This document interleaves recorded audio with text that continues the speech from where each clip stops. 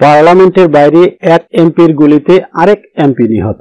Caucasus পর্বতমালার পাদদেশে অবস্থিত স্বায়ত্তশাসিত অঞ্চল আবখাজিয়ার রাজধানী সুখমিতে পার্লামেন্টের বাইরে গুলিতে প্রাণ হারিয়েছেন ভাকথাঙ্গি গোলান্দজিয়া নামের এক এমপি। গুলিবিদ্ধ আরেক এমপি ভাকথাং গোলান্দজিয়াকে হাসপাতালে ভর্তি করা হয়েছে। আদগুর খারাজিয়া নামের এক এমপি গুলি করে পালিয়ে গেছেন বলে ধারণা করা হচ্ছে।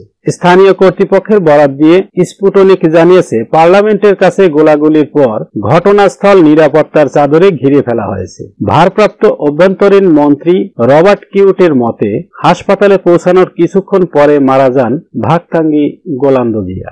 এছাড়া নিবিড় পরিচর্যা কেন্দ্রে রয়েছেন কভারচিয়া, তবে তার জীবন ঝুঁকির মধ্যে নেই। রবার্ট কিউট স্পুটনিককে বলেন, সন্দেহভাজন ব্যক্তি হলেন এমপি আদগুর খারাজিয়া। তিনি ঘটনাস্থল থেকে পালিয়ে গেছেন। ক্রিপ্টোকারেন্সি মাইনিং নিষিদ্ধ করার প্রস্তাব নিয়ে এমপিদের মধ্যে বিরোধ শুরু হওয়ার পরে এমন ঘটনা ঘটে। আইন শৃঙ্খলা রক্ষাকারী বাহিনী আবখাজিয়ার ভারপ্রাপ্ত প্রেসিডেন্ট বাদ্রা গুন্ডাকে ঘটনাটি অবহিত করেছেন। হাসপাতালে আহত এমপিকে দেখতেও যান তিনি। পুলিশ গোলাগুলির ঘটনার তদন্ত শুরু করেছে এবং দেশ থেকে প্রস্থানের রাস্তা বন্ধ ঘোষণা করেছে।